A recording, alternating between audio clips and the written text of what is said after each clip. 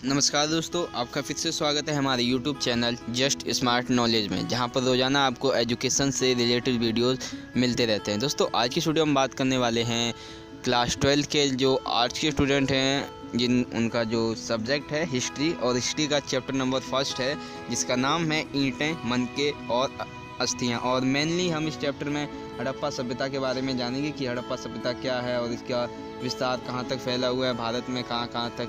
ठीक है, तो आज की वीडियो में आपको उसी के बारे में बताने वाला हूं। तो चलिए शुरू करते हैं। दोस्तों, अगर अभी तक आपने हमारे YouTube चैनल को सब्सक्राइब नहीं किया तो प्लीज़ इस रेड बटन पर क्लिक करके सब्सक्राइब कर लीजिए और बगल में जो नोटिफिकेशन बेल का आइकन है उसे भी ऑन कर लीजिए। इससे आने वाले हमारे चैनल पर न्यू वीडियोज़ की नोटिफिकेशन सबसे पहले आपको मिला करिए। तो दोस्तों, चलिए आज का वीडियो हम अपना स्टार्ट करते हैं। तो दोस्तों, जैसा कि चैप्टर का नाम है ईंटें, मनके और अस्थियाँ, यानी कि हड़प्पा सभ्यता के बारे में हम मेनली इसमें पढ़ेंगे। तो सबसे पहला क्वेश्चन यही उठता है कि जो हड़प्पा सभ्यता है, इसे हम हड़प्पा सभ्यता क्यों कहते हैं। तो उत्तर इसका ये है, इतिहासकारों का मानना ये है कि एक संस्कृति यानी 5000 लाख वर्ष पहले एक संस्कृति के कुछ अवशेष जो है वो यहाँ पर पाए गए हैं हड़प्पा नामक शहर पर। ठीक है, तो इसलिए इसे हम हड़प्पा सभ्यता कहते हैं। हड़प्पा सभ्यता से क्यों कहते हैं, क्योंकि एक संस्कृति के या फिर पुराने ज़माने के यहाँ पर कुछ अवशेष पाए गए हैं जो कि एक हड़प्पा नामक शहर में पाए गए हैं, तो इसीलिए हम इसे हड़प्पा सभ्यता भी कहते हैं। अब ये तो था कि हड़प्पा सभ्यता किसे कहते हैं। अब हमारा अगला क्वेश्चन है कि जो हड़प्पा सभ्यता है, इसके ये मुख्यतः किन किन देशों में फैले हैं और उन देशों के किन किन राज्यों में फैले हैं। ये मोस्ट इम्पॉर्टेंट क्वेश्चन है दोस्तों, ध्यान से देखिएगा इस वीडियो को। तो जिसका आंसर जो है वो ये है कि हड़प्पा संस्कृति के अंतर्गत इसमें कई जो राज्य हैं वो शामिल हैं। पंजाब, सिंध, बलूचिस्तान, अभी जो हमारा ये बलूचिस्तान है ये पाकिस्तान में स्थित है।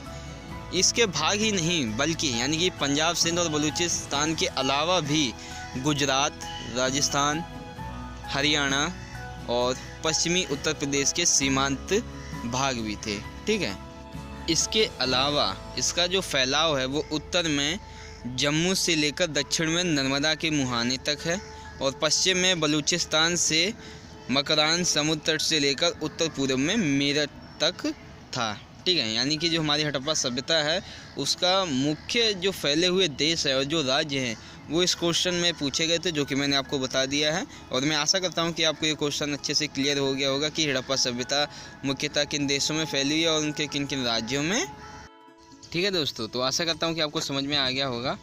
अब इसमें एक और चीज़ है कि जो हड़प्पा सभ्यता है उसका जो अभी वर्तमान में जो प्रचलित नाम है, जिस नाम से हम हड़प्पा सभ्यता को जानते हैं वो है सिंधु घाटी की सभ्यता। ठीक है, और यह जो संपूर्ण क्षेत्र जो है वो त्रिभुजा आकार में है और इसका जो क्षेत्रफल है वो है 12,99,600 वर्ग किलोमीटर।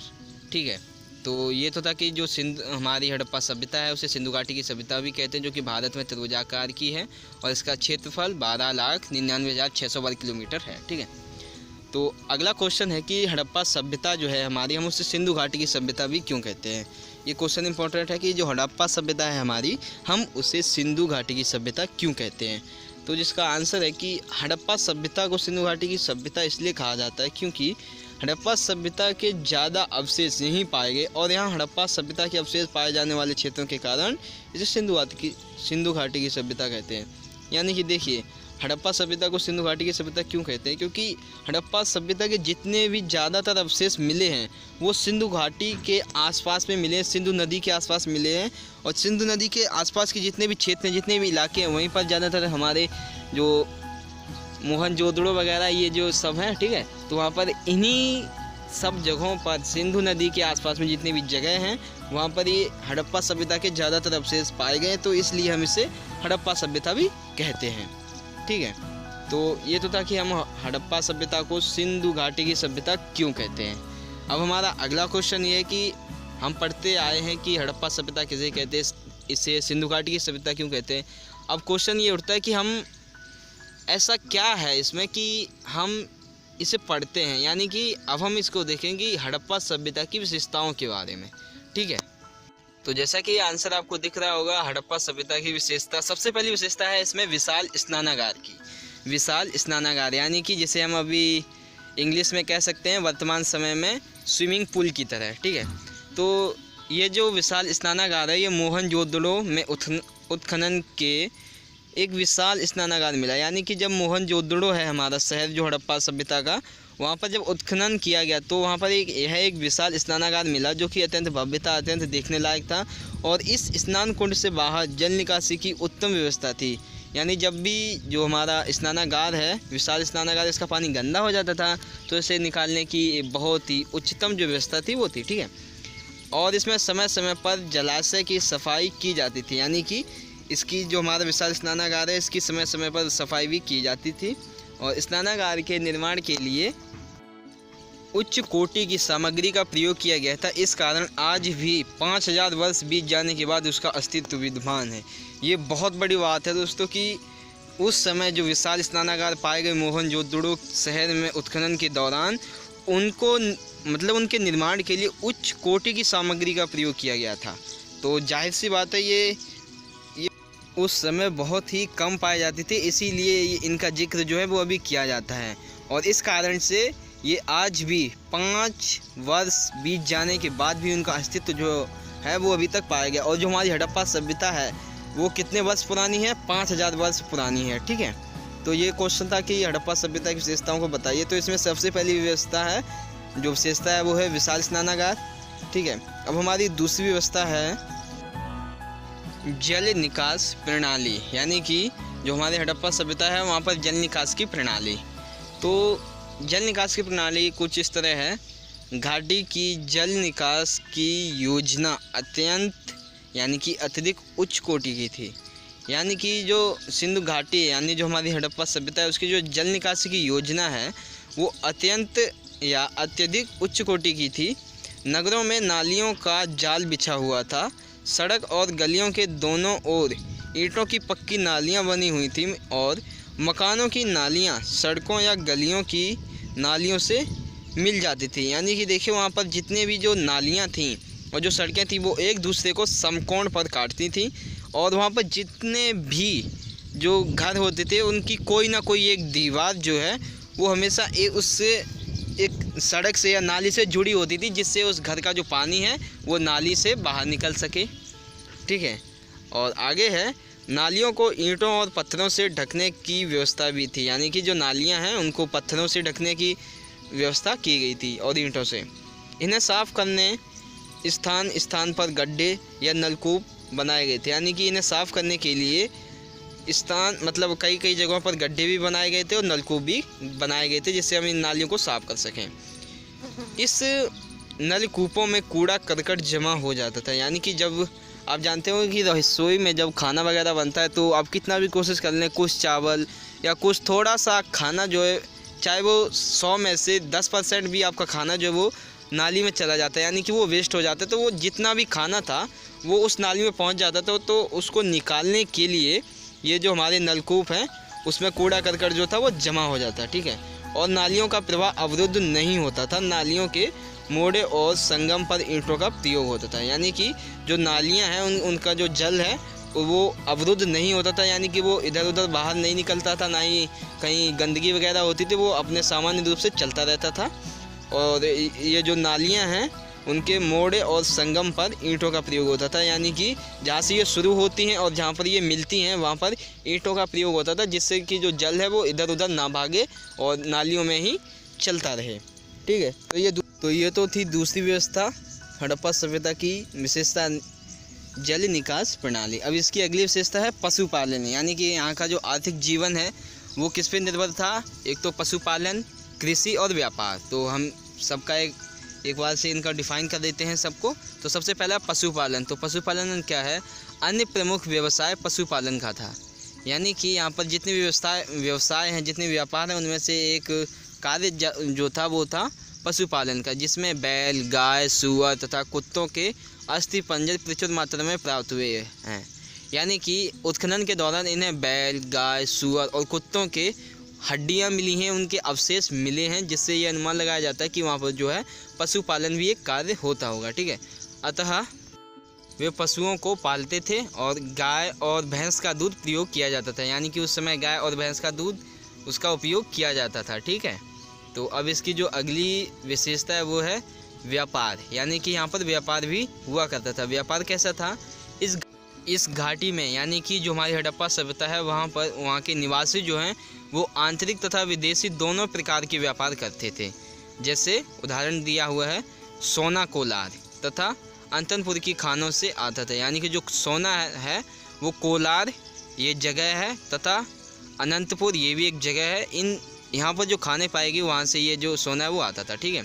और कुछ विद्वानों के अनुसार चांदी और रांगा अफगानिस्तान से आयात किए जाते थे, यानी कि कुछ विद्वानों को कहना है कि जो चांदी है और रांगा है, जिसे हम टिन भी कहते हैं या रांगा ही ठीक है, जो कि अफगानिस्तान से आयात किया जाता था। कहाँ पर, हड़प्पा सभ्यता के शहरों में, ठीक है। तांबा और सीसा राजपुताना, बलूचिस्तान और ईरान में मंगाया जाता था, यानी जो तांबा है और जो सीसा है ये राजपुताना हुआ करते थे, यानी कि इनका जो प्रयोग है वो राजा लोग करते थे, राजा के घर में हुआ करता था। और ये कहाँ से मंगाया जाता था, बलूचिस्तान और इराक से। कहाँ पर, हड़प्पा सभ्यता में ये मंगाया जाता था, ठीक है। और अगला पॉइंट है हमारा, अगली जो इसकी विशेषता है आर्थिक जीवन से वो है माप तौल बाट। माप तौल बाट का यहाँ पर क्या प्रयोग है कि तौल के लिए तराजू व बाट प्रचलित थे, यानी कि जो इस टाइम हम कांटे का इस्तेमाल करते हैं, चाहे इलेक्ट्रॉनिक हो या फिर हाथ से, ठीक है, लेकिन उस टाइम जो है माप तौल बाट का उपयोग किया जाता था, यानी तराजू का। देखिए अब इसका आंसर देखते हैं। तौल के लिए तराजू व बाट का प्रचलित थे। नापने के लिए स्केल का प्रयोग करते थे जो शीशा का बना होता था। चिकने पत्थर से बाट बनाया जाता था। कई ऐसे पत्थर प्राप्त हुए जिससे पता चलता है कि डाव उसके गुणाओं का प्रयोग होता था, यानी कि देखिए तौल के लिए तराजू व बाट का प्रयोग किया जाता था और किसी भी चीज़ को नापने के लिए स्केल का प्रयोग किया जाता था जो कि सीप का बना होता था और चिकने पत्थरों से जो है वो बाट बनाए जाते थे, ठीक है। और कई पत्थर ऐसे भी मिले जिनसे पता चलता है कि डाव उसके गुणाओं का प्रयोग होता था। ये डाव क्या है ये तो मुझे भी नहीं पता है, लेकिन दिया हुआ था तो मैंने आपको बता दिया, ठीक है। तो ये तो थी एक और विशेषता मापतौल बाट हड़प्पा सभ्यता की, ठीक है। दोस्तों अब हमारा अगला पॉइंट है हड़प्पा सभ्यता की लिपि या लेखन कला। दोस्तों ये बहुत ही ज़्यादा इंपॉर्टेंट क्वेश्चन है और ये एग्ज़ाम में ज़रूर आता है 8 नंबर में। वहाँ की लिपि या लेखन कला के बारे में आपको बताना है, ठीक है। तो जैसा कि आपको दिख रहा होगा मेसोपोटामिया के निवासी, मेनली हम इसमें मेसोपोटामिया और हड़प्पा सभ्यता के बारे में पढ़ेंगे। मेसोपोटामिया के निवासियों की तरह हड़प्पा वासियों ने भी लेखन कला का विकास किया, यानी कि जैसी लेखन कला मेसोपोटामिया के लोगों ने विकास मतलब वहाँ पर चलती थी, उसी का विकास जो है वो हड़प्पा वासियों ने भी अपने यहाँ पर कर लिया था, ठीक है। पर अभी तक विद्वान इसका अर्थ नहीं निकाल पाए, यानी विद्वानों को अभी तक ये पता नहीं चल पाया है कि हड़प्पा वासियों ने मेसोपोटामिया की कला को क्यों अपनाया, ठीक है। और कुछ विद्वानों ने तो इनकी जो लिपि है उसको पढ़ने के लिए कंप्यूटर का उपयोग किया, पर वो असफल रहे। क्यों? क्योंकि अभी तक कोई ऐसी तकनीक विकसित ही नहीं हुई है कि वो हड़प्पा सभ्यता के बारे में और मतलब उसकी लिपि को पढ़ सके, ठीक है।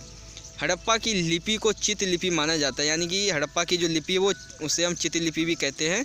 और इस लिपि में हर अक्षर एक चित्र के रूप में या किसी ध्वनि या विचार या वस्तु का प्रतीक होता है, यानी कि इस लिपि का हर अक्षर जो है वो या तो किसी चित्र के रूप में या किसी ध्वनि के रूप में या किसी विचार या वस्तु का प्रतीक होता है, ठीक है। और जो हड़प्पा सभ्यता है उसकी लिपि में लगभग 400 ऐसे चित्रलेख हैं जिन्हें देखने में आया है यह लिपि अभी तक पढ़ी नहीं जा सकी, यानी कि इसे देखा तो क्या लेकिन इसे अभी तक पढ़ा नहीं जा सका है, ठीक है। अतः हम हड़प्पा संस्कृति के साहित्य, विचारों, शासन व्यवस्था के विषय में अधिक नहीं जान सकते हैं। पढ़ना व लिखना शायद एक वर्ग तक ही सीमित था, यानी कि यह लिपि अभी तक पढ़ी नहीं जा सकी है। अतः हड़प्पा संस्कृति के साहित्य के बारे में, उनकी विचारों के बारे में, उनकी राजनीतिक शासन व्यवस्था के बारे में, उनकी और भी जो जानकारी उसके बारे में हम अच्छे से नहीं जान पाए हैं। क्यों? क्योंकि उसकी लिपि को अभी तक नहीं पढ़ा जा सका है, ठीक है। तो दोस्तों यही था आज का हमारा चैप्टर और इस चैप्टर में मैंने आपको जो पॉइंट्स हैं वो आपको अच्छे से क्लियर कर दिए हैं। आई होप कि आपको कुछ ना कुछ तो समझ आया होगा। अगर आपको कोई भी कन्फ्यूजन है, कोई भी क्वेश्चन, तो हमें कमेंट करके ज़रूर बताइए। हम आपके कमेंट को ज़रूर देखेंगे और आपको ज़रूर रिप्लाई भी करेंगे, ठीक है। तो दोस्तों आशा करता हूँ कि आई होप कि आपको ये चैप्टर जो है वो आपको क्लियर हो गया होगा।